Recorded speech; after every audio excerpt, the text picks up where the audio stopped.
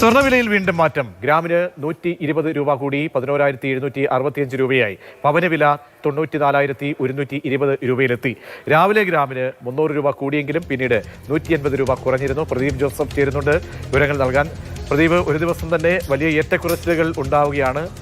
അങ്ങനെ ചാഞ്ചാടി നിൽക്കുന്ന സ്വർണ്ണവില, അത് എങ്ങനെയൊക്കെയാണ് ഈ വിലയിൽ പ്രതിഫലിക്കുന്നത്? പ്രദീപ്. പ്രജിഷ്, സ്വർണ്ണ വിപണിയിൽ ഇന്ന് ചാഞ്ചാട്ടത്തിന്റെ ദിനമായിരുന്നു.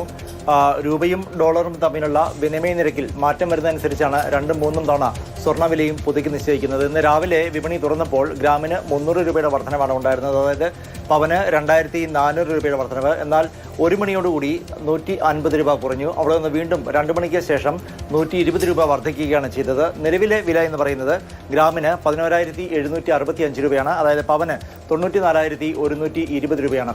ഒരു മാസം മുൻപത്തതിനെ അപേക്ഷിച്ച് 12,600 രൂപയുടെ വില വർധനയാണ് സ്വർണ്ണത്തിനുണ്ടായിരിക്കുന്നത്. ഒരു മാസം കൊണ്ട് 12,600 രൂപ വർദ്ധിച്ചിരുന്നു. അതേസമയം ഒരു വർഷം പിന്നോട്ട് പോവുകയാണെങ്കിൽ ഏതാണ്ട് 66% വില വർധനയാണ് സ്വർണ്ണത്തിനുണ്ടായിരിക്കുന്നത്. വരും ദിവസങ്ങളിലും വില വർധനയ്ക്ക് തന്നെയാണ് സാധ്യത എന്നാണ് വിപണി വിദഗ്ധർ പറയുന്നത്. അമേരിക്കൻ കേന്ദ്ര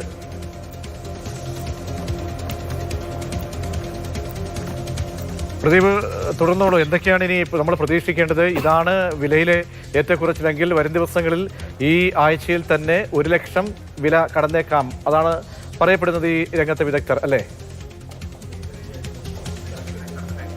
അമേരിക്കൻ കേന്ദ്ര ബാങ്കായ ഫെഡറൽ റിസർവ് പലിശ നിരക്കുകൾ കുറച്ചേക്കുമെന്നൊരു സൂചനയുണ്ട്. ഇതിന്റെ അടിസ്ഥാനത്തിലാണ് സ്വർണ്ണവിലയിൽ ഈ ചാഞ്ചാട്ടം ഉണ്ടായിരിക്കുന്നത്. മാത്രമല്ല, രൂപയും ഡോളറും തമ്മിലുള്ള വിനിമയ നിരക്കിലെ മാറ്റവും സ്വർണ്ണവില വർധനയ്ക്കും ഇടയ്ക്ക് അത് കുറവ് വരുന്നതിനുമൊക്കെ കാരണമായിട്ടുണ്ട്. ഇന്ന് രൂപയുടെ വില എന്ന് പറയുന്നത് 88.76 ആണ്. അതേസമയം എത്രമാത്രം സ്വർണം വിൽക്കാനുണ്ടെങ്കിലും അത് വാങ്ങാൻ ലോകത്ത് ആളുകൾ ഉണ്ട് എന്നതാണ് നിലവിലെ ഒരു സവിശേഷത. കാരണം ഒരു സുരക്ഷിത നിക്ഷേപമായി കണ്ടുകൊണ്ടാണ് വിവിധ രാജ്യങ്ങളിലെ കേന്ദ്ര ബാങ്കുകളടക്കം ഇത്തരത്തിൽ സ്വർണം വാങ്ങിക്കൂട്ടുന്നത്. കൂടാതെ വൻകിട വ്യാപാരികളും സ്വർണം വലിയ തോതിൽ വാങ്ങിക്കൂട്ടുന്നു. അതുകൊണ്ട് തന്നെ വിലവർധന ഉണ്ടാകുന്നുണ്ട്.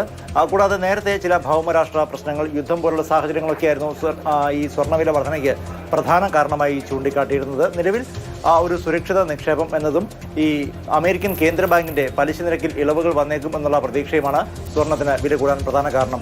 ഇന്ത്യയെ സംബന്ധിച്ചിടത്തോളം ഏറ്റവും കൂടുതൽ സ്വർണം വാങ്ങൽ നടക്കുന്ന ഒരു സമയമാണിത്. കാരണം ദീപാവലി സീസൺ, കൂടാതെ ഉത്തരേന്ത്യൻ സംസ്ഥാനങ്ങളിൽ വിവാഹ സീസണാണ്. അതുകൊണ്ട് തന്നെ വലിയ തോതിൽ സ്വർണം കൈമാറ്റം ചെയ്യപ്പെടുന്നുണ്ട്. അതേസമയം കേരളത്തെ സംബന്ധിച്ച് വിവാഹത്തിനും മറ്റാവശ്യങ്ങൾക്കൊക്കെ സ്വർണം വാങ്ങാൻ കാത്തിരിക്കുന്ന സാധാരണക്കാരെ സംബന്ധിച്ച് സ്വർണ്ണവില പൊള്ളുന്ന നിലയിലേക്ക് തന്നെയാണ് പോകുന്നത്.